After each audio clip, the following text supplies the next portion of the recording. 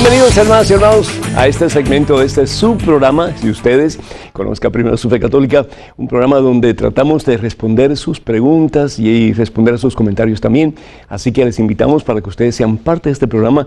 Ustedes nos llamen o ustedes nos hagan saber sus necesidades, especialmente en relación a la Santa Biblia, las enseñanzas de la Iglesia Católica, escribiéndonos, ¿verdad? Así que vamos a estar dando esa información durante el transcurso del programa. Pero en este momento, un correo electrónico con una pregunta. Adelante, por favor.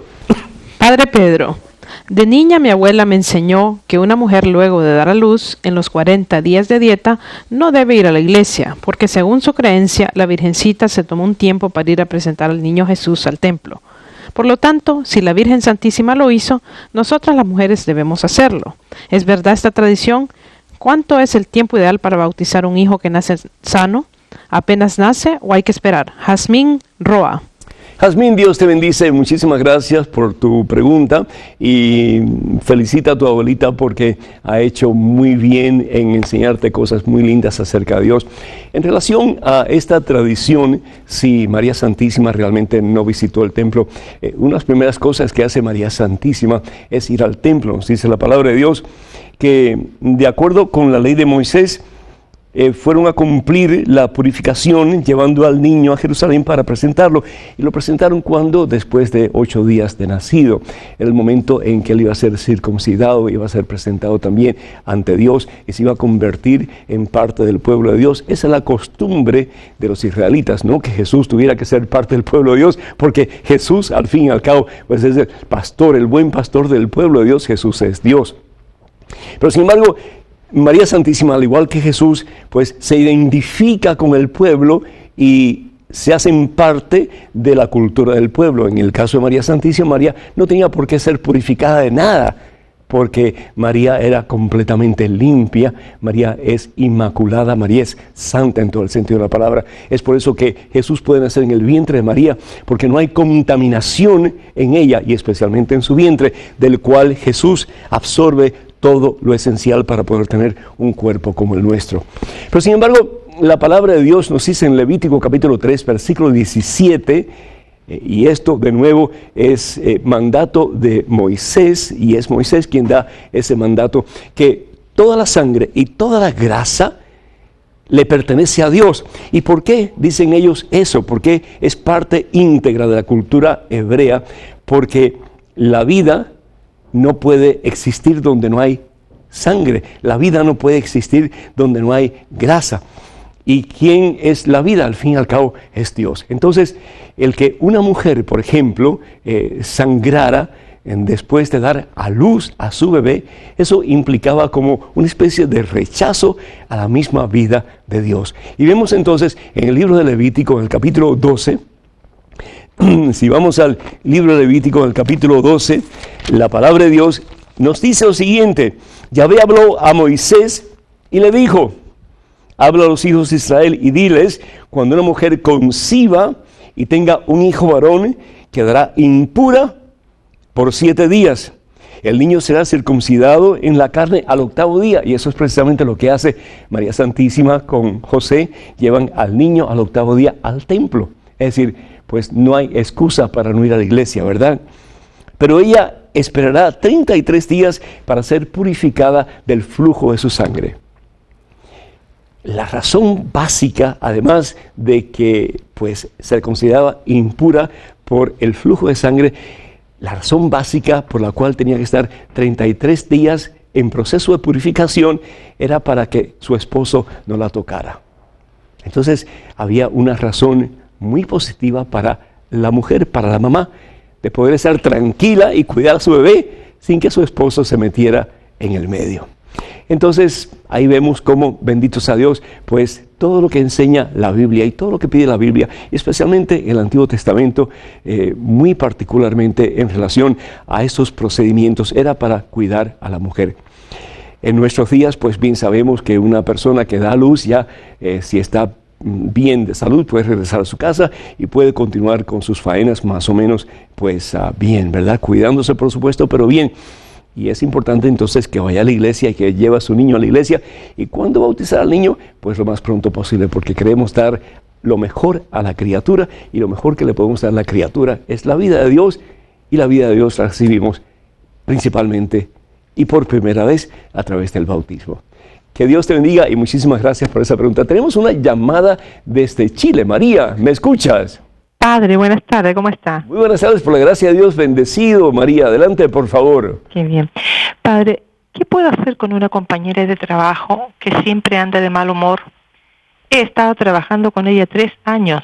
He rezado por ella, la invito a retiros, pero no importa lo que haga, pues ella siempre sigue igual. Y eso me deprime, Padre, y me siento mal. Por favor, dígame qué hago, pues yo soy su supervisora y no quiero que ella se sienta ofendida. Gracias. María, muchísimas gracias, que el Señor te bendiga. Bueno, mira, tenemos todos la obligación de dar la mano a una persona necesitada, sin lugar a dudas. Pero llega un momento en que si la persona se cierra y no quiere la ayuda, mira, ni el mismo Dios puede darle ayuda, y lo digo de todo corazón, ni el mismo Dios, es decir, si nosotros no queremos la ayuda de Dios, si rechazamos la ayuda de Dios, ni el mismo Dios nos puede ayudar si nosotros no queremos. Dios no le tuerce el brazo a nadie. ¿Qué es lo que dice el Señor Jesús? Cuando una persona, por ejemplo, va a predicarle a alguien y esa persona pues no acepta la prédica, ¿qué dice el Señor Jesús? Tenemos que limpiarnos el polvo, ¿de qué? De las sandalias, y seguir adelante. Llega un momento en que ya uno no puede hacer más nada. Orar por ella, definitivamente, eso sí, decirle si en algún momento yo te puedo ayudar, seguro que sí, cuenta conmigo, pero apartarte un poco de ella. ¿Por qué? Porque si no, tú, me acabas de decir, te vas a deprimir también, te vas a poner igual que ella y vas a ser como un ciego guiando a otro ciego, y los dos se van a ir, como dice el Señor Jesús, al mismo barranco. Ten mucho cuidado. 3 años es bastante tiempo tratando de ayudar a una persona. Ora por ella, eso sí, pero pon cierta distancia, porque si no, tú te vas a poner igual que ella. En estos momentos tenemos otro correo electrónico, otra pregunta. Adelante, por favor. Padre Pedro, me apena escuchar a personas cuestionar el que una persona que canta en el coro de una parroquia pueda salir con una persona divorciada. Mucha gente que canta o que ayuda en las iglesias se siente con el derecho de juzgar a todos. Es horrible porque muchas veces avientan a la gente maravillosa que tuvo matrimonios desdichados y que están rehaciendo sus vidas. Creo que esa gente es hipócrita y envidiosa porque Dios es un Dios de misericordia y no un Dios juzgador. Rocío. Rocío, que Dios te bendiga, pero Rocío, ten mucho cuidado porque lo que me estás diciendo, mi hija, te estás poniendo en el mismo nivel que las personas a quien tú estás criticando. Es decir, ten mucho cuidado, sí, cuidado con la lengua, porque en la misma forma en que nosotros podemos proclamar las maravillas del Señor, podemos hundir a esas personas que son maravillas de Dios, criaturas de Dios y que son hechura de la mano de Dios. Dice el Señor Jesús en el Evangelio según San Mateo en el capítulo 5, Evangelio según San Mateo, capítulo 5, versículo 44, y esto es para que tú y yo lo apliquemos y todos nosotros, ¿verdad? Cuando alguien está haciendo algo que nos molesta, que nos lastima, pues dice el Señor, amen a sus enemigos y recen por sus perseguidores. Tenemos la obligación definitivamente de orar por ellos. ¿Por qué? Porque es a través de la oración que el Señor puede levantar, si la persona está deseosa de cambiar de su miseria a esa persona, y le puede dar un nuevo comienzo. También la importancia de la corrección fraterna, es decir, ir donde esa persona, si es posible, y decirle, mira, tal vez tú estás siendo demasiado dura, demasiado imparcial con tu juicio, con tu crítica, y yo te recomendaría que hables con el sacerdote de la parroquia a ver qué es lo que realmente él quiere hacer, de acuerdo a la voluntad de Dios. En el Evangelio según San Mateo, también por otra parte, capítulo 5, versículo 48, dice la palabra de Dios precisamente que tenemos que tener cuidado con lo que hacemos, porque Dios al fin y al cabo hace llover para los buenos y para los malos, para los justos y para los pecadores. Y si vamos nosotros al Evangelio según San Mateo capítulo 19, Evangelio según San Mateo capítulo 19, cuando le preguntan a Jesús si está bien que uno se divorcie de su pareja, ¿qué es lo que dice el Señor Jesús? Y tenemos que tener esto muy en cuenta. La palabra de Dios nos dice que el hombre y la mujer serán un solo ser cuando se casan, un solo ser, de manera que ya no son dos, sino una sola carne. Y termina el Señor Jesús diciendo, pues bien, lo que Dios ha unido, que el hombre jamás lo separe.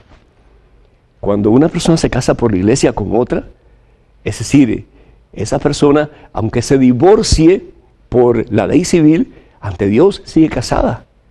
Y eso es lo que enseña la iglesia. Es decir, cuando tú te casas con una persona delante de Dios, no solamente tú tienes un compromiso de estar con esa persona para siempre, pero también hay un compromiso delante de Dios que es para siempre. La palabra de Dios nos dice en Malaquías que Dios odia el divorcio. Dios odia el divorcio. Y si vamos a la primera carta de San Pablo a los Corintios, en el capítulo 7, primera carta de San Pablo a los Corintios en el capítulo 7, pues vemos cómo San Pablo habla acerca de el mantenerse unidos. Y dice aquí en el capítulo 7, en el versículo 13 en adelante, el marido cumpla sus deberes de esposo. Y lo mismo la esposa.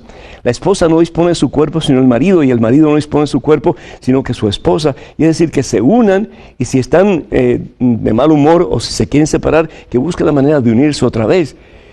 Y hay momentos en que sí se puede uno pues divorciar de su cónyuge, pero tenemos que tener mucho cuidado porque el divorcio no lo quiere Dios. Entonces, el estar consciente de esa realidad. ¿Qué puede hacer esta persona que está saliendo con este señor o esta señora y está también participando de la Santa Misa, está envuelto en la iglesia? Pues mi sugerencia es doble. Primero que todo, que tenga mucho cuidado qué es lo que hace con esa persona, porque todos como cristianos pues tenemos la obligación de vivir una vida conforme a la voluntad de Dios y podemos ser causa de escándalo. Y lo otro que es importante es que si no ha comenzado su proceso de nulidad, que lo comience, para que si es la voluntad de Dios y se pueda encontrar que el matrimonio de él o de ella pues no fue de acuerdo a la voluntad de Dios, es decir, no fue un sacramento, no fue un matrimonio cristiano, que entonces la iglesia pueda fallar a favor de él o de ella y decir, ahí nunca hubo un matrimonio cristiano, por lo tanto esa persona es libre para casarse. Y entonces sí, pues buscar en serio a la pareja para poder contraer matrimonio y vivir como Dios manda hasta el último suspiro de sus vidas. Entonces, mucho cuidado, porque nosotros especialmente como miembros de la iglesia que estamos involucrados en el servicio, tenemos que dar el mejor ejemplo de vida. Y cuando alguien nos critica por algo, tenemos que examinarnos y ver qué realmente estamos haciendo mal y cómo podemos hacer mejor, para que la gente al vernos a nosotros vea en alguna forma presencia de Dios. Me encantaría muchísimo que ustedes vayan a YouTube. Tenemos muchísimos programas para que ustedes vean, y esto se encuentra en youtube.com/EWTN Español. Repito, youtube.com/EWTN Español. Vamos a una pequeña pausa, pero gloria al Rey de Reyes, gloria a Jesucristo, es en quien todo podemos y para quien todo es posible en estos momentos, hermanas y hermanos. Un correo electrónico con una pregunta, adelante, por favor. Padre Pedro, desde hace algún tiempo ya no se menciona en el credo la parte que dice, y su reino no tendrá fin. ¿Hay alguna razón para eso? Aclaro que no se trata de una iglesia en particular, ni algún sacerdote en específico. Son diferentes misas en diferentes ciudades y diferentes sacerdotes. Bendiciones, Olga. Olga, gracias. Yo no sé si estás consciente de que hay dos credos que la iglesia ha aprobado. Uno es el credo de los apóstoles, que es cortito, y el otro, el credo de Nicea-Constantinopla, que es mucho más largo. Precisamente en el credo de Nicea-Constantinopla, que es el resultado de dos concilios ecuménicos, el concilio de Nicea y el concilio de Constantinopla, que como fruto de esos dos concilios en que se deliberó realmente en qué creemos nosotros como cristianos. Entonces de ahí se elabora el credo, que es un poco más largo, donde dice, creo en la resurrección de los muertos, creo en el mundo futuro, creo en el Espíritu Santo, la Santa Iglesia Católica, la comunión de los santos, todo eso, ¿verdad? Y ahí es donde habla del reino que no tendrá fin, es precisamente el credo de Nicea-Constantinopla. El otro credo, que es el credo de los apóstoles, que es realmente el compendium de la fe básica de los apóstoles, ahí no aparece esa parte. Entonces, eso no quiere decir que no sea aprobado por la iglesia. Los dos están aprobados y es el obispo, es el sacerdote quien tiene el derecho de escoger cuál de los dos credos quiere utilizar para la Santa Misa. Y los dos, como dije anteriormente, pues están correctamente bien y están aprobados por la Iglesia. Así que cualquiera de los dos están bien, y lo importante pues es que cuando nosotros recitemos el credo, que estemos conscientes de lo que estamos haciendo y que sepamos que ahí está la totalidad comprimida de nuestra fe como cristianos, como católicos. Y si alguien nos pregunta en qué creen los católicos cristianos, pues con recitar el credo tenemos más que suficiente. En este momento es otro correo electrónico. Adelante con la pregunta, por favor. Padre Pedro, en la primera carta de los Corintios, capítulo 11, dice: si una mujer no se cubre con el velo, que se corte el cabello. Pero si es deshonroso para una mujer cortarse el cabello o raparse, que se ponga el velo. Por esta razón la mujer debe tener sobre su cabeza un signo de sujeción, por respeto a los ángeles, etc. Juzguen por ustedes mismos. ¿Les parece conveniente que la mujer ore con la cabeza descubierta? Estos versículos nos indican que lo más correcto debería ser que las mujeres continuaran usando el velo o mantilla. ¿Por qué se abolió esto en el Concilio Vaticano II? ¿Acaso puede la Iglesia, mediante un concilio, contradecir lo que dicen las Sagradas Escrituras? Roberto, de Santo Domingo. Roberto, muchísimas gracias. La Iglesia no abolió el uso del velo en absoluto. Después del Segundo Concilio Vaticano, que terminó en el 1965, poquito a poco, se fue quitando la costumbre del velo. El velo en los tiempos de Jesús para la mujer era supremamente importante, porque para los judíos de aquella época y anteriormente al tiempo de Jesús, pues era como que el pelo de la mujer era sugestivo de sexualidad. Entonces, para ser una persona recatada, una persona honrada, honesta, etc., pues el pelo se cubría con un velo. Hoy día realmente pues el pelo sí pues está bonito y se lo planchan y lo tiñen y todo lo demás, pero el pelo no es como era antes. La mujer, especialmente la muy ortodoxa, y hasta hoy día se hace lo mismo, la mujer judía ortodoxa se quita su velo el día sábado para tener relaciones con su esposo, porque el velo es una prenda de seducción. Entonces, en nuestra época, ya esa cultura, esa forma de ver el pelo, pues ha cambiado muchísimo. Tanto así que ya el velo no es necesario porque, de nuevo, no es una prenda que seduce a la gente. Desafortunadamente hay otras cosas que usan las mujeres, no todas, pero algunas mujeres, que seducen muchísimo más todavía y que deberían de cubrirse, ¿verdad que sí? Eso sí. Entonces, tenemos que hacer como que una dicotomía, una diferencia entre lo que la Santa Biblia enseña, que tiene que ver con la cultura, como en este caso San Pablo, que habla desde el punto de vista cultural, y cuando se habla desde el punto de vista moral. Por ejemplo, un punto de vista moral sería, bueno, pues entonces, si San Pablo dice que no se debe quitar el velo a la mujer, pues entonces también el matrimonio homosexual puede ser permitido. No, porque son dos cosas diferentes. Uno está basado en tradición cultural y el otro está basado en un dictamen moral. Y al fin y al cabo, pues la Biblia, cuando habla desde el punto de vista de moral y enseña desde el punto de vista moral, pues entonces tenemos que aplicarlos, porque al fin y al cabo esa es la voluntad de Dios. En estos momentos tenemos a Abigail desde Colombia, vía telefónica. Abigail, ¿me escuchas? Hola, Padre Pedro, sí, lo escucho muy bien, qué alegría. Bendito sea Dios. Igualmente, Abigail, bienvenida. Adelante con la pregunta, por favor. Muchas gracias. Padre, a veces tengo problemas para distinguir cuál es la voluntad de Dios de mi propia voluntad. ¿Usted qué me puede decir? Muchísimas gracias, Abigail, pues es muy importante. Yo creo que dentro de nosotros hay como una vocecita que se llama conciencia, que nos deja saber qué realmente está bien y qué realmente está mal. Y pues el Señor nos da esa vocecita que es una brújula para poder hacer el bien, y al mismo tiempo, pues de acuerdo al conocimiento que tenemos, pues tratar de hacer lo mejor posible, porque a Dios debemos de darle siempre lo mejor y hacerlo con excelencia. Y eso comienza con nuestra propia vida. Eso fue al fin y al cabo lo que hizo María Magdalena. Llegó el momento en que se dio cuenta de que lo que estaba haciendo estaba mal hecho. Ella de seguro lo sabía. Pero sin embargo, dice el Señor Jesús que no hay peor ciego que el que no quiera ver y no hay peor sordo que el que no quiera escuchar. También otra cosa es importante, es preguntarnos con regularidad. Somos cristianos, ¿verdad que sí? Preguntarnos con regularidad, ¿qué haría Jesús en esta situación? ¿Qué haría Jesús? Entonces, Abigail, si tú sabes que Jesús no haría tal cosa, entonces tú tampoco la hagas. Y si tú sabes que Jesús haría tal otra cosa, pues entonces tú hazla, ¿verdad? Y lo tercero que yo recomendaría es buscar un buen director espiritual. Y cuando tengas alguna duda, pues preguntarle a él o a ella qué podrías hacer tú en esta situación.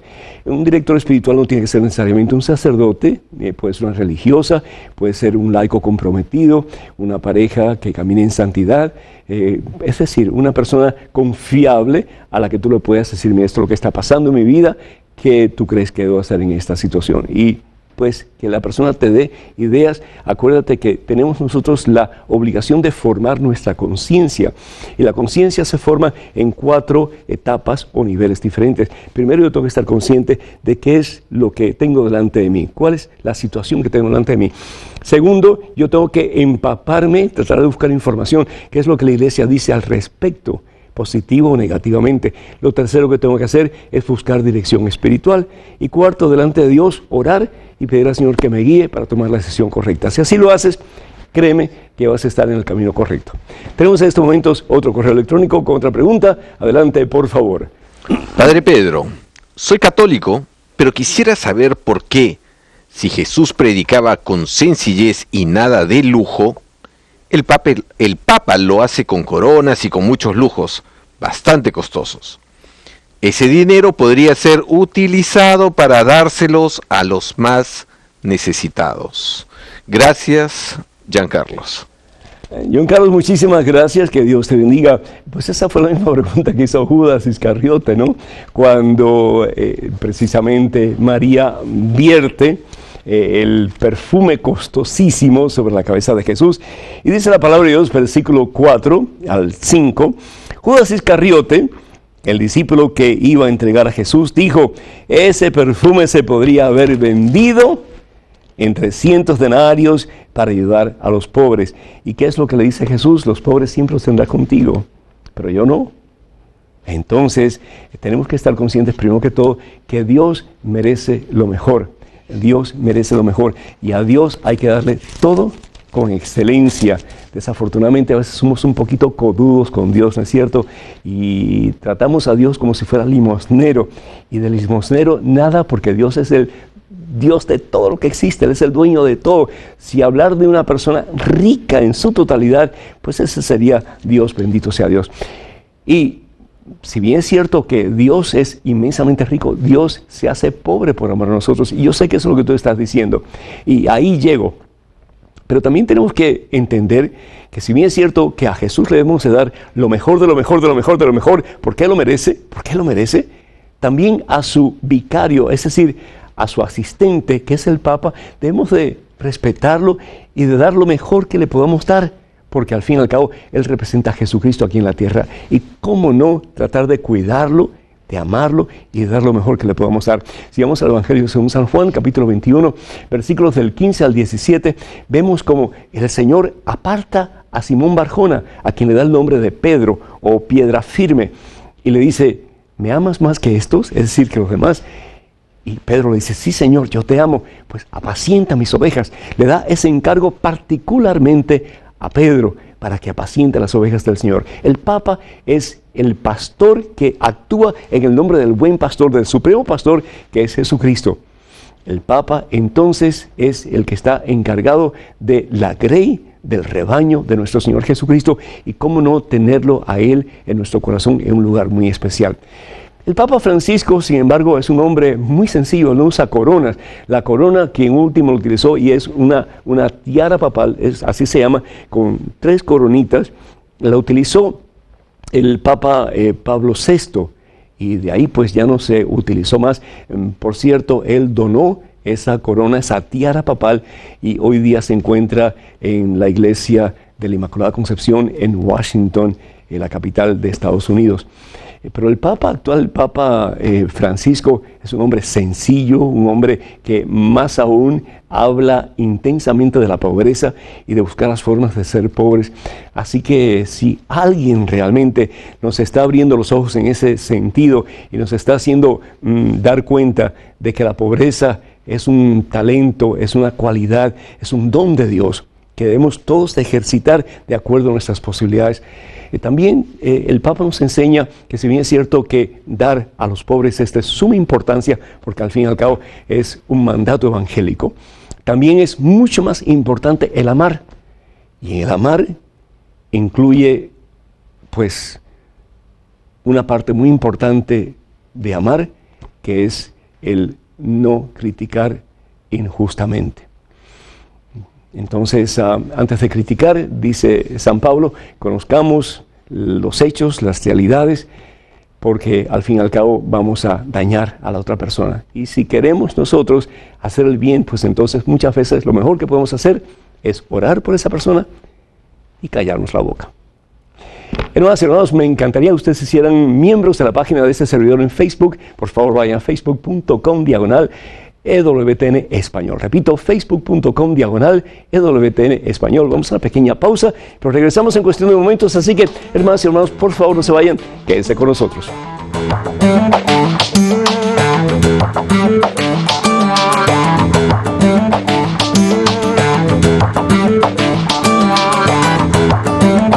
Cristo, Jesús, nombre que está por encima de todo otro nombre.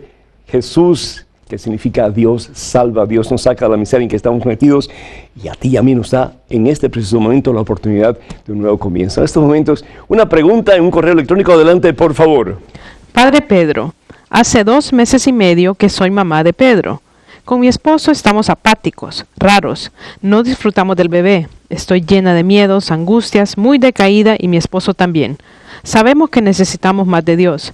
¿Qué me puede decir, Padre? Gracias y bendiciones. Eva, de Rosario, Argentina. Eva, felicidades por mi tocayo, que se llama igual que yo, Pedro. Que Dios lo bendiga y que sea un hombre a la altura de la voluntad de Dios, que así sea.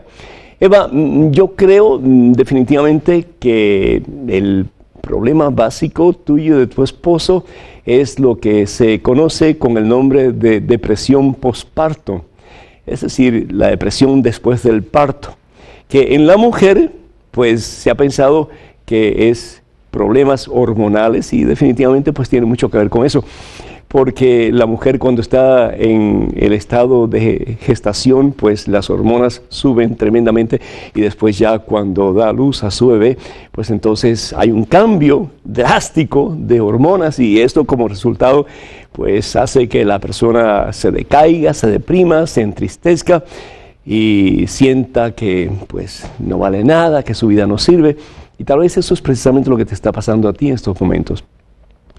Y también a tu esposo, de acuerdo a la Universidad de Cornell, también el hombre experimenta cambios hormonales. Y en ese momento, precisamente cuando está la esposa en parto y después cuando el niño ya está creciendo, es un tiempo de ajuste. Y no solamente por cambios hormonales, sino también ajustes en el sentido de la palabra, de espacio, de tiempo, etc. El papá, la mamá se tienen que levantar a tiempos que antes no se levantaban. El niño llora, interrumpe el silencio del hogar, interrumpe lo que está haciendo la pareja. Es decir, tienen que pensar en la economía, cómo van a cuidar a esa criatura, qué van a hacer con esa criatura, cómo la van a ayudar, si se enferma, qué van a hacer. Una cantidad de preguntas, pues incluso que no son muchas veces, pues no hay respuesta para ellas muchas veces. Simplemente se va con el tiempo, se va uno acostumbrando, acomodando para ayudar a la criatura. Me está diciendo mi productor Pablo Pilco que él conoce la historia de una pareja que tuvo el primer hijo y se tragó una moneda, la criatura. Inmediatamente corrieron a emergencia, la llevaron porque tenían miedo de que la criatura se ahogara, y el médico le dijo, mire, más tarde, más temprano, la va a echar. Y con el segundo hijo, pues también corrieron, pero no fue tanto el alboroto. Y ya con el cuarto hijo le dijo el papá a la criatura, mira, me des 25 centavos y cuando seas grande te lo voy a cobrar. Es decir, ya lo tomó de una forma jocosa. Entonces, sí, yo te aconsejo que vayan a ver a un médico para que les ayude a poder controlar sus emociones, especialmente en estos primeros tiempos de la vida de la criatura.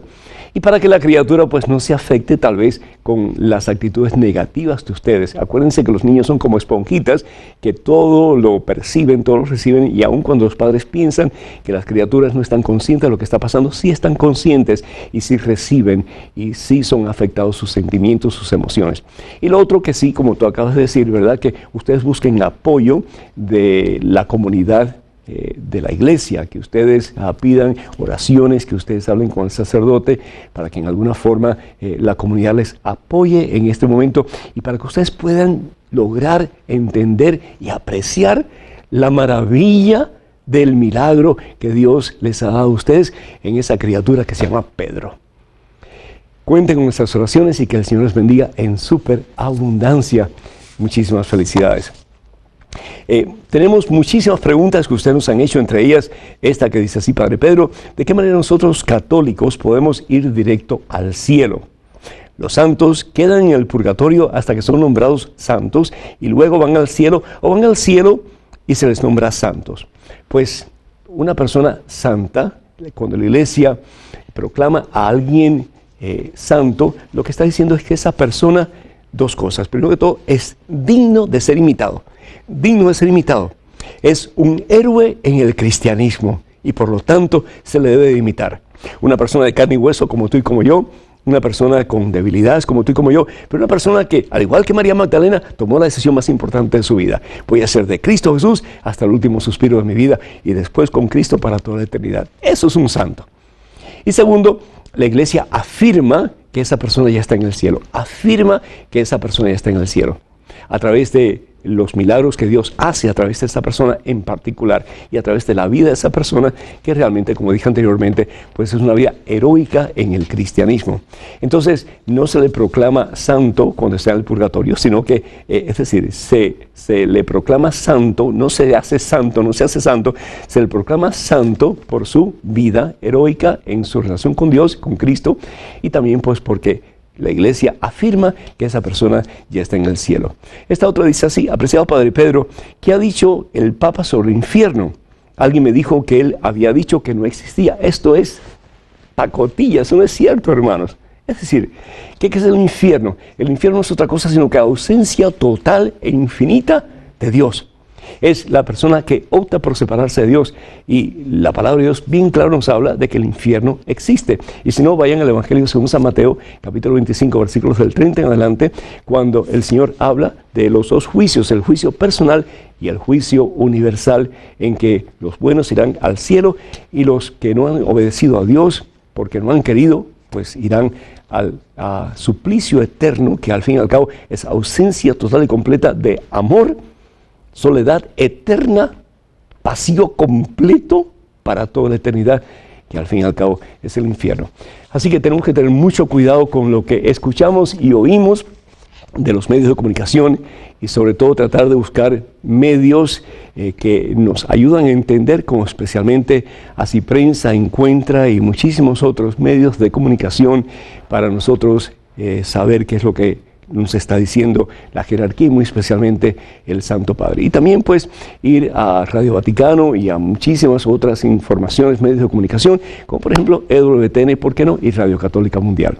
Este fin de semana, con el favor de Dios, voy a estar en Los Ángeles, California, sábado 26 de julio, Encuentro Latino Internacional de Carisma en Misiones. Para más información, por favor, comuníquense con Esther Julia Garzón al teléfono 323-260-7031. Repito, Esther Julia Garzón al teléfono 260-7031. Y ya viene muy pronto, el 16 de agosto, ya tenemos a la vuelta de la esquina el sábado de milagros. Va a estar con nosotros Neil Vélez y su grupo de misioneros de Jesús, y también nuestro queridísimo Pepe Alonso, y también va a estar con nosotros el padre Eduardo González y este servidor, el padre Pedro Núñez, en el Allen Center en Dallas, Texas. Y para más información, por favor, llamen ya al teléfono 214-527-4839. 214-527-4839. Hermanas y hermanos, desafortunadamente el tiempo se nos va muy a la carrera.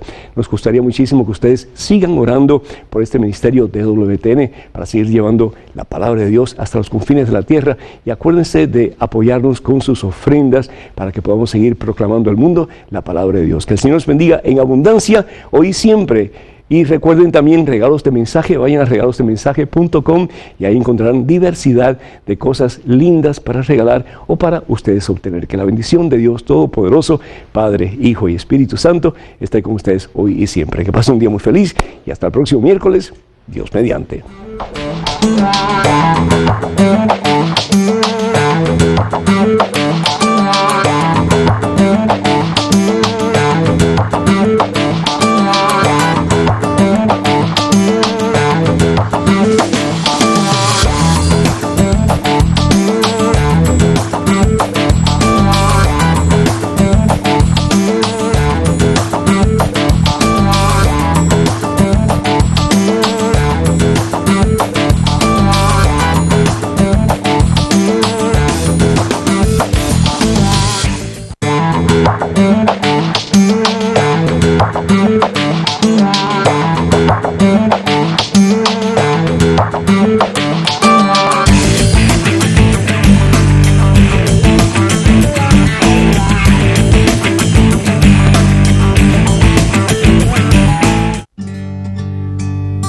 Acompañemos a estos hombres que han optado por atender el llamado divino para dedicar su vida al sacerdocio. Porque si la llamada es de Dios, luego no se va a borrar con nada. Vivamos con ellos sus labores diarias, sus tareas pastorales y su vida espiritual por un día.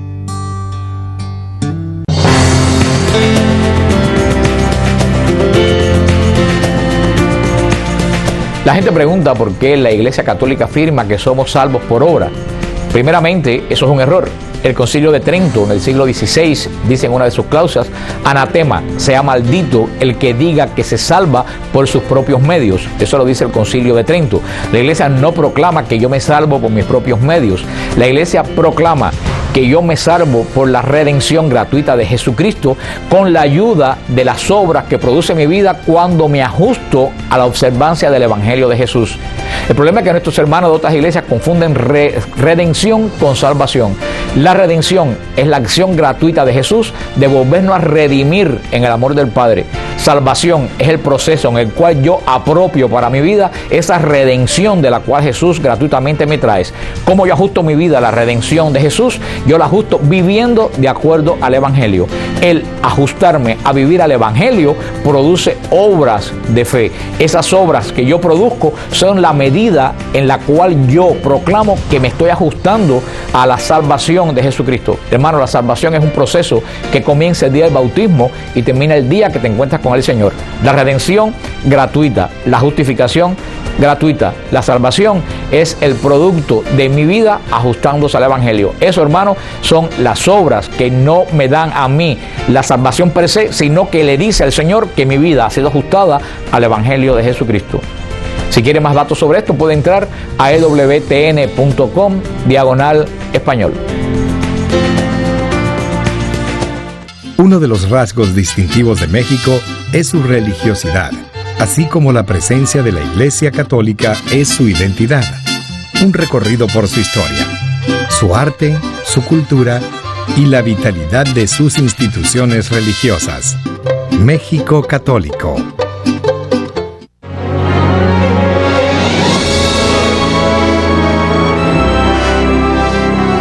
EWTN, el esplendor de la verdad.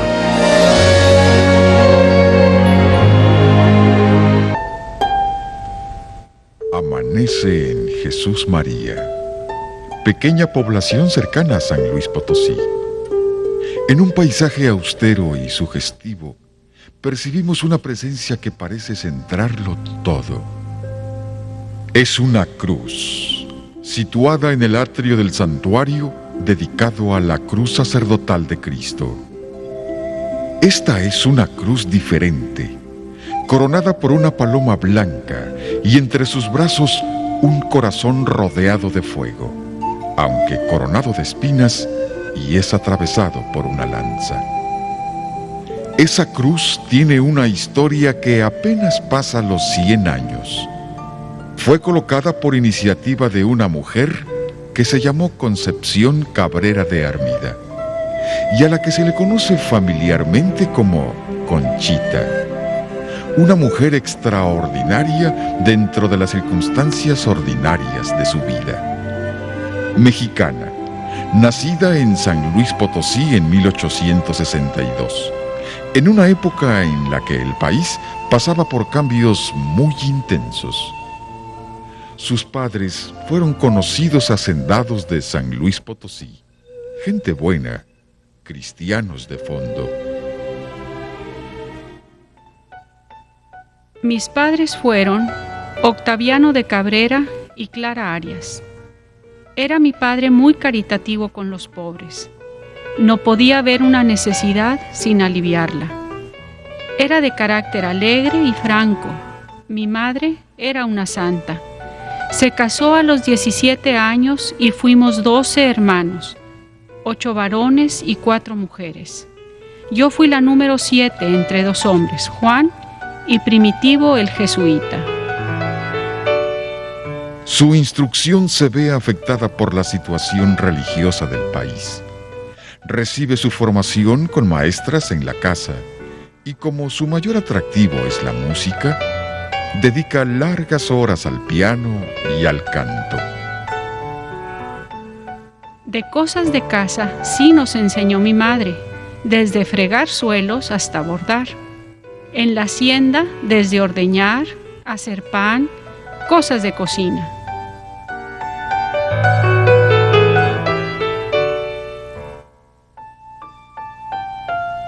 Como era costumbre en esa época, desde los 13 años asiste a bailes de familia.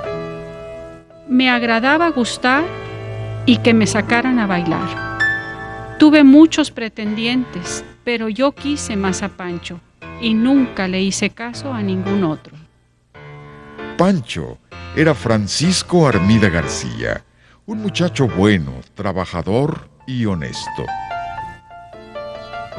El 16 de enero de 1876 me llevaron a un baile de familia y ahí se me declaró Pancho, en toda forma, y enseguida le correspondí. Duramos 9 años de novios hasta que nos casamos. A mí no me estorbaba el cariño de Pancho para amar a Dios. Yo lo quería con una sencillez muy grande y como revuelto con el amor de Dios. El día 8 de noviembre de 1884 se efectuó mi matrimonio y de las 12 de la noche a la 1, al entrar el día en que iba a ser feliz o desgraciado a un hombre, recé la hora de 15 a la Santísima Virgen. A las 8 de la mañana fue la ceremonia, efectuándola mi tío el señor canónigo don Luis G. Arias, hermano de mi madre. Mi marido fue siempre un modelo ejemplar de respeto y cariño.